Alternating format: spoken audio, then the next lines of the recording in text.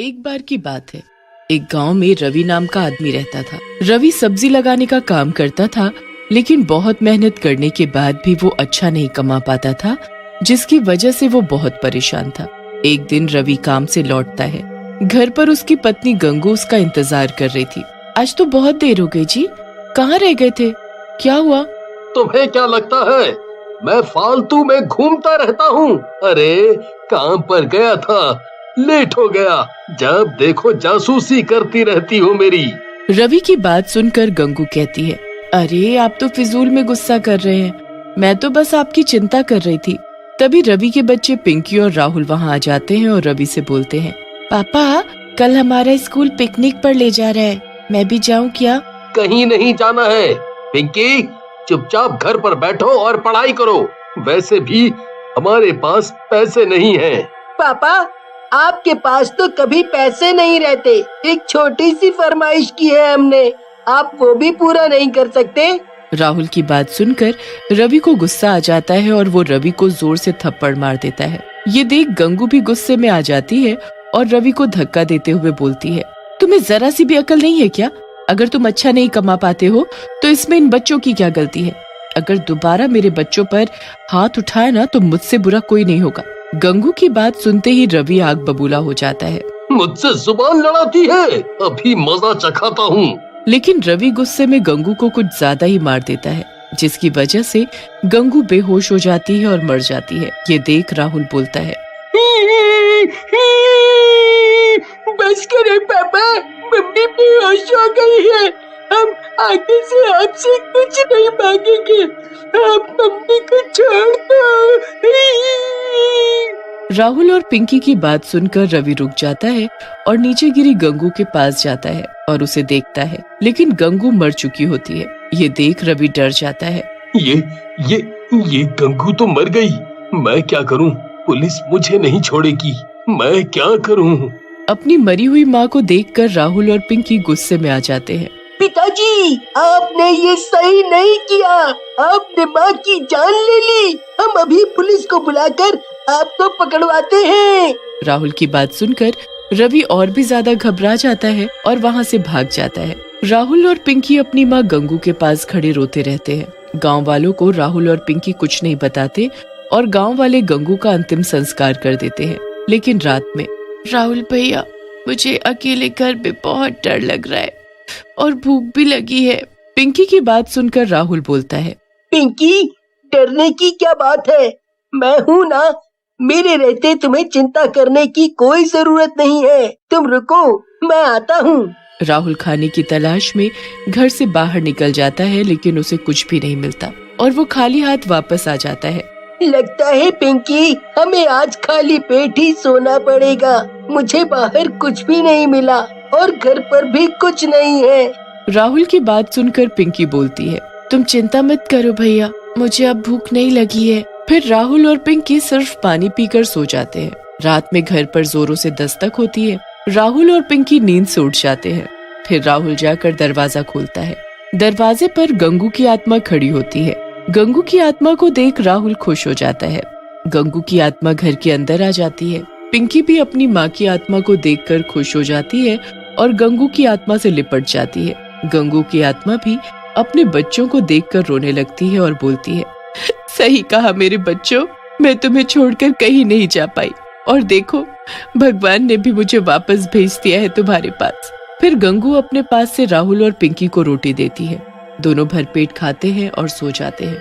अगली सुबह गंगू राहुल और पिंकी को लेकर दूसरे गांव में चली जाती है और रूप बदलकर अंडे की रेड़ी लगाने लगती है। मैं उस गांव से तो बाहर आ गई हूँ भगवान, ताकि मुझे कोई पहचान ना सके। हे भगवान मेरी मदद करना, ताकि मैं अपने बच्चों को अच्छे से रख पाऊँ। फिर गंगू रोज अंडे की रेड़ी लगाती और अंडे और ऑमलेट बना बना कर बेचती। उसके ऑमलेट और अंडे बहुत ही ज्यादा स्वादिष्ट होते, जिसकी वजह से दूर दूर से लोग उसके पास आने लगे। गंगू बहन, तुम जो ऑमलेट बनाती हो बहुत ही स्वादिष्ट होता है। मैंने उतना बढ़िया ऑमलेट कभी नहीं खाया। गांव वाले की बात सुनकर गंगू की आत्मा बोलती है, सही में भैया, लेकिन मेरे पति को तो मेरे हाथ का खाना पसंद नहीं है। अच्छा बहन, माफ करना, आपके पति को फिर कुछ नहीं आता जाता, उसे नहीं पता स्वाद का। हाँ। जैसे जैसे समय बीतने लगा गंगू की कमाई बढ़ने लगी और राहुल और पिंकी भी खूब खुश रहने लगे। लेकिन शायद उनकी किस्मत में ज्यादा दिन खुश होना नहीं लिखा था। गंगू से जलने वाले भी बहुत हो गए थे। एक दिन राणा नाम का दूसरा रेडी वाला अपने दोस्त काला से बोलता है, जब से ये गंगू यहाँ रेडी लगाने लगी है तब से हमारी बिक्री बंद हो गई है। पता नहीं मनहूस औरत लोगों पर क्या जादू करती है। मन तो करता है इसका गला दबा दूं। सही कह रहे हो भैया, चाहता तो मैं भी यही हूँ। जब से आई है हमारी तो कमाई ही बंद करवा दी। फिर काला और राणा गंगू को मारने का प्लान बनाते हैं और एक आदमी को गंगू को मारने के लिए बुलाते हैं। वो आदमी कोई और नहीं बल्कि रवि होता है, जो कि एक गुंडा बन चुका होता है। तुम दोनों चिंता मत करो, उस अंडे वाली की मैं भुर्जी बना दूंगा, भुर्जी। बस तुम दोनों बताओ कि वो कहाँ मिलेगी। फिर रवि काला और राणा की बताई जगह पर गंगू की रेड़ी के पास पहुंच जाता है और गंगू को पीछे खड़े होकर बोलता है, ए औरत, तूने मेरे दोस्तों का काम चौपट कर रखा है।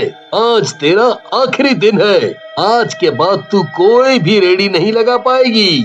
रवि की बात सुनकर गंगू की आत्मा पलटती है। रवि गंगू को देखकर हैरान रह जाता है और डरते हुए बोलता है, गंगू, तू जिंदा कैसे हो गई? मैंने तो तुझे अपने हाथों से मारा था। रवि की बात सुनकर गंगू हंसने लगती है और बोलती है, तेरी मौत मेरे ही हाथों लिखी है, इसलिए शायद भगवान ने मुझे वापस भेजा है और मैं गंगू नहीं उसकी आत्मा हूँ, समझा। तभी गंगू अपने डरावने चुड़ैल के रूप में आ जाती है और रवि को गर्दन से पकड़कर उठा लेती है। रवि दर्द और दम घुटने की वजह से तड़पने लगता है। छोड़ दे मुझे गंगू, जाने दे, माफ कर दे। मैं कभी ऐसा नहीं करूँगा, माफ कर दे। तभी वहाँ पिंकी और राहुल भी आ जाते हैं। रवि की ऐसी हालत देखकर राहुल और पिंकी गंगू के पास जाते हैं और बोलते हैं, माँ, आप पिताजी को मत मारो, इनके खून से अपने हाथ मत रंगो, हम दोनों यही चाहते हैं। पिंकी और राहुल की बात सुनकर गंगू रवि को दूर फेंक देती है और बोलती है, देखा दुष्ट, तेरे इतना बुरा करने पर भी मेरे दोनों बच्चे तेरी जान बचाना चाहते हैं। जा, यहाँ से चला जा। लेकिन तभी वहाँ काला और राणा आ जाते हैं और पिंकी और राहुल को पकड़ लेते हैं और बोलते हैं, बहुत हुआ तुम दोनों का मिलन। गंगू, तूने हमारे काम धंधे में बहुत नुकसान किया है, आज उसका बदला लेंगे हम दोनों। ऐसा कहकर राणा और काला अपने एक हाथ में चाकू निकाल लेते हैं और राहुल और पिंकी की गर्दन पर रख देते हैं। लेकिन तभी वहाँ खड़ा रवि उन दोनों को जोर से धक्का देता है। राणा और काला गिर जाते हैं, जिसकी वजह से राहुल और पिंकी आजाद हो जाते हैं।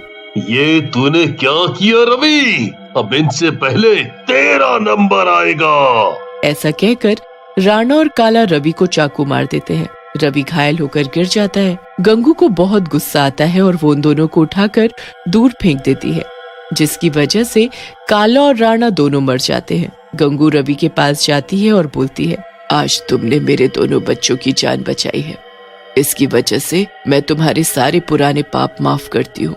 गंगू की बात सुनकर रवि रोने लगता है और बोलता है, मुझे माफ कर दो गंगू, मैंने बहुत बड़ी गलती कर दी, मुझे माफ कर दो। रवि की बात सुनकर गंगू बोलती है, तुम्हें मैं माफी तभी दूंगी जब तुम अपने बच्चों को संभालोगे और उनका ख्याल रखोगे। मैंने अपने दोनों बच्चों के नाम बहुत पैसा छोड़ा है और अब ये अंडे की रेडी तुम संभालो। मैं उनका पूरा ख्याल रखूंगा गंगू, और आगे से पैसों के पीछे भी नहीं भागूंगा, मेहनत करूंगा। हाँ, मेहनत। फिर गंगू की आत्मा वहाँ से गायब हो जाती है। एक शहर में एक बहुत ही बड़ा परिवार रहता था। हरी एक ऑफिस में काम किया करता था। एक दिन हरी जब घर आता है तो सबको एक खुशखबरी सुनाता है। अरे कहाँ हो सब, जल्दी आओ, जल्दी। क्या हुआ बेटा? क्या हुआ हरी, क्यों शोर मचा रहे हो? अरे बाबूजी, बात ही कुछ ऐसी है कि क्या बताऊं। पहले जरा विमला को आने दो, फिर बताता हूँ। हाँ जी, मैं भी आ गई। अब बताओ क्या हुआ?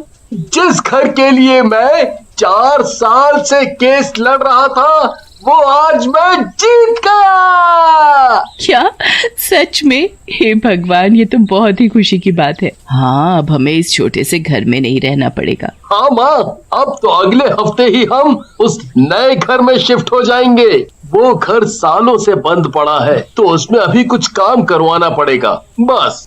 कोई नहीं जी, इतने साल इंतजार किया है तो कुछ दिन और सही। हरी अपने उस घर की मरम्मत करवाने लगता है। वो घर काफी बड़ा होता है और उसमें बहुत सारे कमरे और एक सुंदर सा बगीचा भी होता है। हरी तो बस दिन गिन रहा होता है कि कब वो अपने परिवार के साथ उस घर में शिफ्ट होगा। उस घर को ठीक करने के लिए हरी ने कुछ लोगों को काम पर लगा रखा होता है। एक दिन जब उस घर में काम चल रहा होता है तो हरी को अपने पीछे एक परछाई महसूस होती है। वो जल्दी से पीछे मुड़कर देखता है तो वहाँ कोई भी नहीं होता।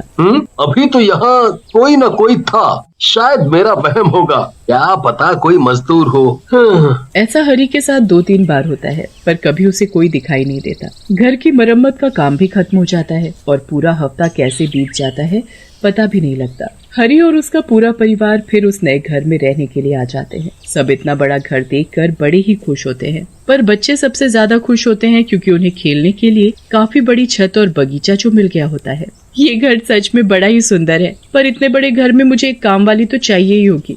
हाँ, मैंने पहले ही एक काम वाली से बात कर ली है, वो शाम से काम पर आ जाएगी, तुम चिंता मत करो।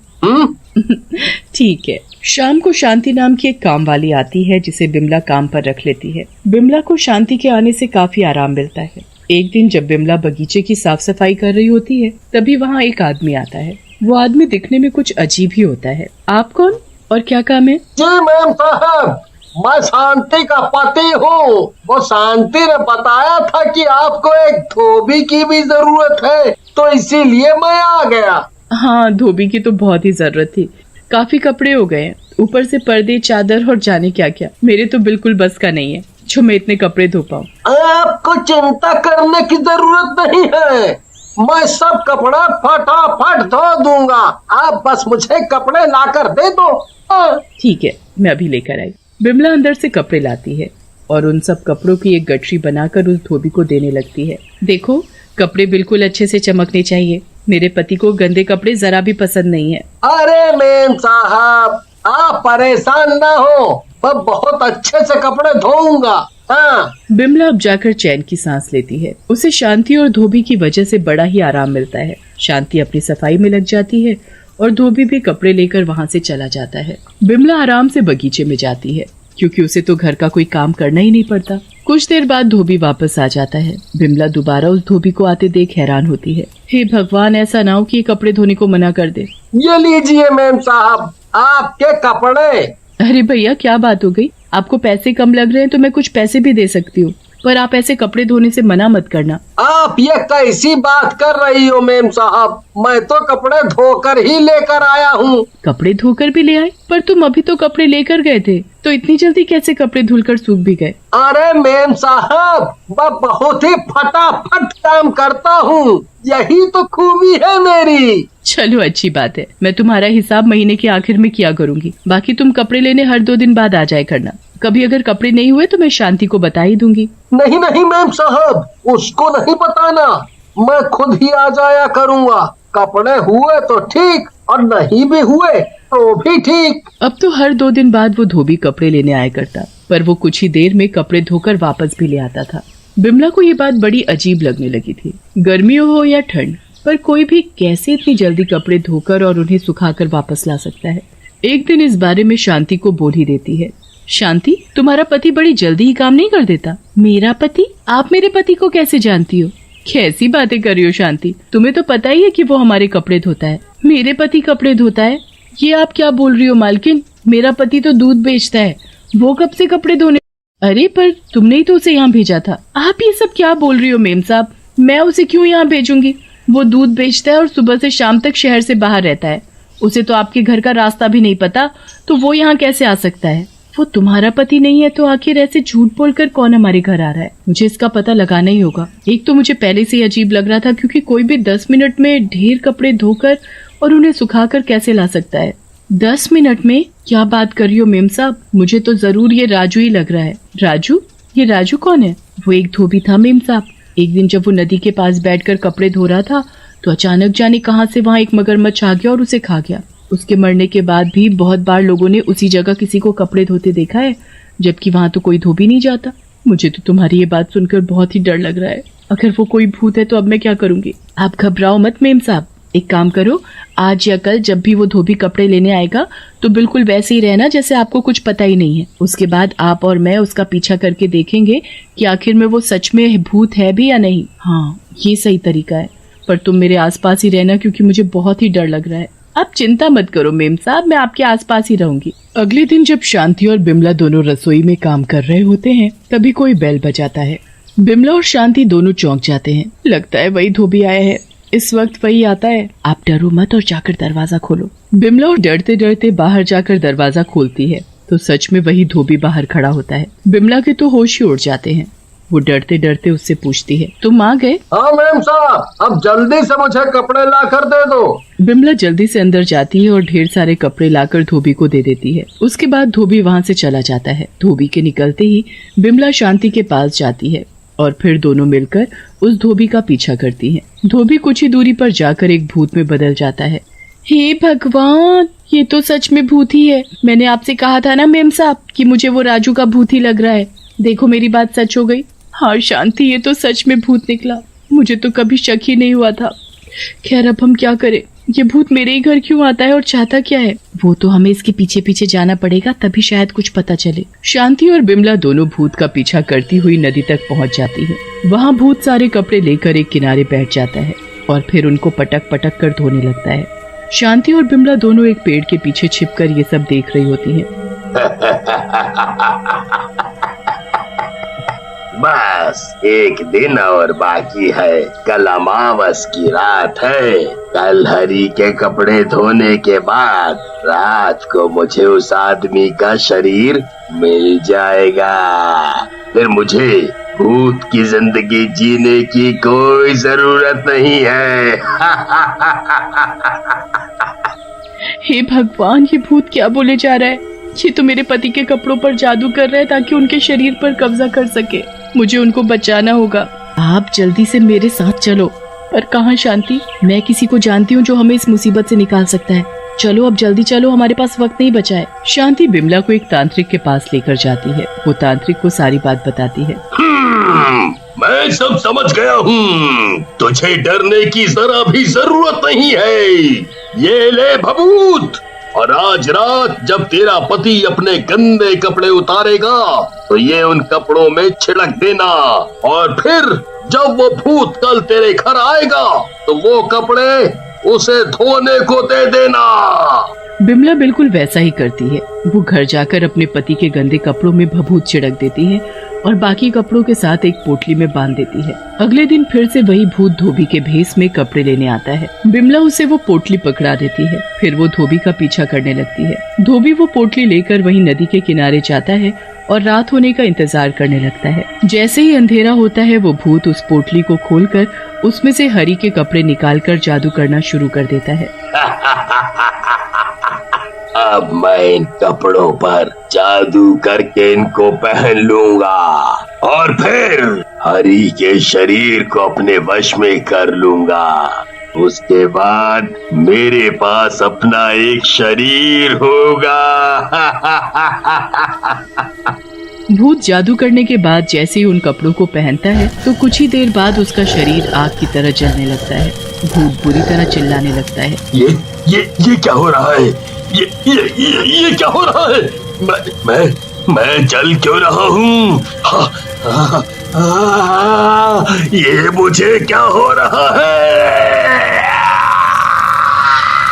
कुछ ही देर में उसका शरीर राख बन जाता है। बिमला खुशी खुशी अपने घर जाती है और अगले दिन शांति को सारी बात बताती है।